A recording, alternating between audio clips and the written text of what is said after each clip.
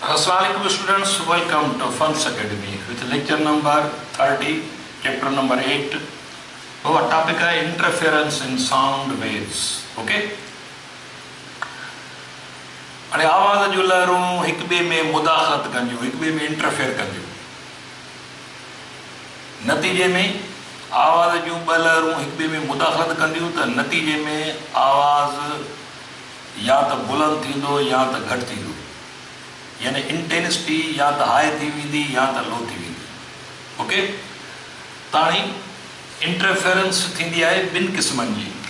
हिकिड़ी हूंदी आहे constructive interference. Constructive interference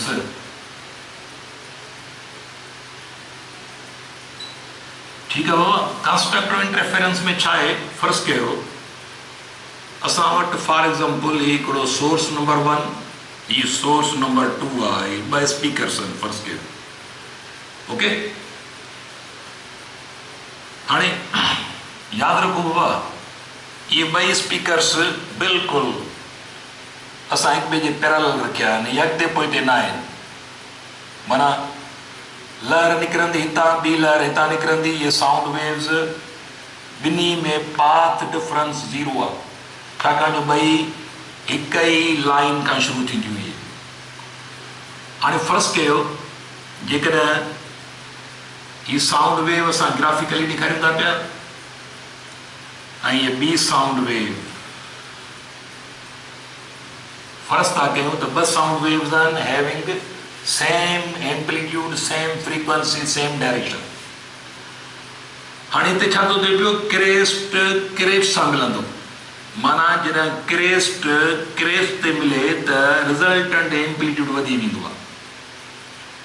loud sound will be heard. हाणे एक्चुअली हितां बि क्रेस्ट थो निकिरे, हीउ क्रेस्ट सां थो मिले पियो, त यादि रखे छॾियो त ऐं ट्रफ सां थो मिले पियो हिते. त मां जेकॾहिं वरी थोरो हीअं ॾेखारियां, फर्ज़ कयो हिकिड़ी साउंड वेव हितां जारी अॻे ई थी पई आहे, ऐं जेकॾहिं तव्हां वरी ॿियो बि साउंड हितां ई लाउड पियो आहे, ॿियो बि ऑन कंदो त पोइ यादि रखे छॾियो त ॿई लहरूं क्रेस्ट सां मिलंदो, ट्रफ सां मिलंदो, रिज़ल्टेंट वेव फॉर्म, हुनजो एम्पलीट्यूड वधी वेंदो. Loud sound will be heard, intensity high थी वेंदी.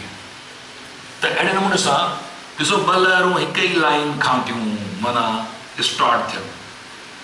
त हाणे पाथ डिफरेंस, ॿ लहरूं हिक ई लाइन खां, त हिन जे दरमियान जेको पाथ डिफरेंस आहे, रस्ते जो फ़र्क़ु, इहो इज़ इक्वल टू 0 आहे. पर जेकॾहिं फर्ज़ कयो असां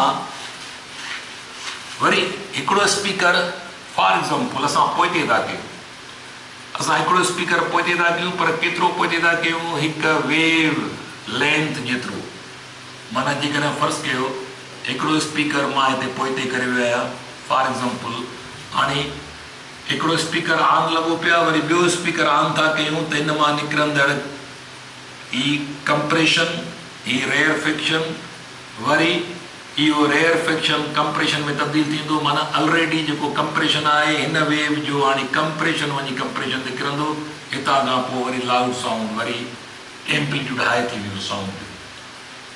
त हाणे हिकिड़ी वेव हितां थी शुरू थिए, ॿी वेव हितां, पर ॿिन्ही वेव जे दरमियान जेको पाथ जो फ़र्क़ु आहे, इहो पाथ जो फ़र्क़ु आहे वेव लेंथ जेतिरो. हाणे या त पाथ जो फ़र्क़ु न हुजे, जेकॾहिं हुजे त केतिरो हुजे, इहो हुजे वेव लेंथ जेतिरो. माना पूरी जेकॾहिं ॿियो सोर्स निकिरंदड़ जेका लहर आहे उनजी वेव लेंथ जेतिरो जेकॾहिं स्पीकर पोइते खणिबो, त हीअ वेव वेंदी कंस्ट्रक्टिवली मीटिंग कंदी, कंस्ट्रक्टिवली इंटरफेरेंस थींदी. माना क्रेस्ट ते चढ़ंदो, ट्रफ ते. त जॾहिं क्रेस्ट सां मिले ऐं ट्रफ सां मिले त इहा constructive interference, loud sound will be heard, intensity high थी वेंदी. वरी जेकॾहिं अञा बि फर्ज़ कयो मां हिनखे अञा बि वरी पूरी वेव लेंथ वरी बि पोइते कया, त वरी छा थींदो, ही क्रेस्ट ट्रफ यानी कंप्रेशन रेयरफिक्शन, कंप्रेशन रेयरफिक्शन, वरी कंप्रेशन निकिरंदो. त पाथ डिफरेंस हाणे टोटल केतिरो थियो, 2 लैम्डा थियो वञे.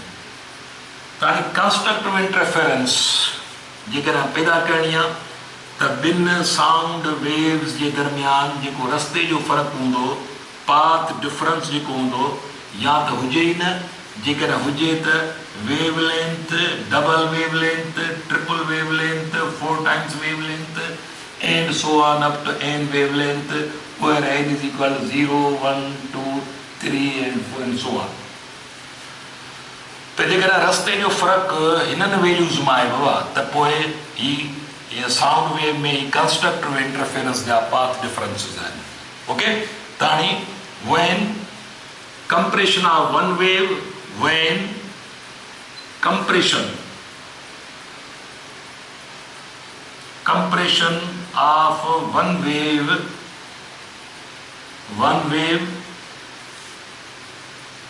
falls on compression of other wave, then this is called constructive interference.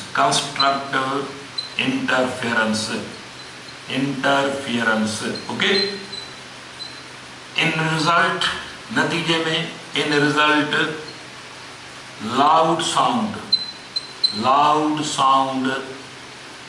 will be heard. Loud sound पैदा थींदो, छाकाणि जो इंटेंसिटी लाउडनेस हाई थी वेंदी आहे. ओके, जॾहिं कंप्रेशन निकिरंदो त रेयर फ्रिक्शन थींदो, त रिज़ल्टेंट एम्पलीट्यूड जेको आहे सो उहो हाई थी वेंदो. त हितां खां पोइ इहो आवाज़ु बुलंद थी वेंदो, यानी इंटेंसिटी वधी वेंदी, लाउडनेस वधी वेंदी, ऐं जेको ॿुधंदड़ हूंदो उनजे ॾाढो आवाज़ु वधीक लाउड पैदा थींदो. ओके, त इहा कंस्ट्रक्टिव इंटरफेरेंस आहे when compression of one wave falls on compression of other wave, or compression of one wave meets with compression of other wave, then loud sound will be heard. त इहा constructive interference आहे. ॿिए पासे destructive interference, number 2 destructive. त constructive interference जा बाबा ही path difference ही ज़हन में रखिजो, छाकाणि जो अॻिते असांखे कमु अचणा आहिनि. असां अॻिते लाइट जा चैप्टर पढ़ंदासीं, उन करे ही कंस्ट्रक्टिव इंटरफेरेंस यानी कंस्ट्रक्टिव जा जेके पाथ डिफरेंसिस आहिनि, ॿ वेव्स हिक ॿिए खां केतिरो अॻिते पहुती आहिनि. जेकॾहिं ॿ वेव्स जो पाथ डिफरेंस 0 आहे, माना ॿई हिक लाइन खां थी शुरू थियनि, त पोइ कंप्रेशन ते किरंदो, रेयर फ्रिक्शन ते. पाथ डिफरेंस जेकॾहिं 0 न आहे त पोइ वेव लेंथ जेतिरो हुजे, या डबल वेव लेंथ जो, या ट्रिपल वेव लेंथ जो, या 4 times wave length, and so on is equal to n lambda, where n is equal to 0, 1, 2, 3 and 4. Okay, तो ये पाथ डिफरेंसेस कंस्ट्रक्टिव इंटरफेरेंस जा. वरी ॿिए पासे डिस्ट्रक्टिव इंटरफेरेंस.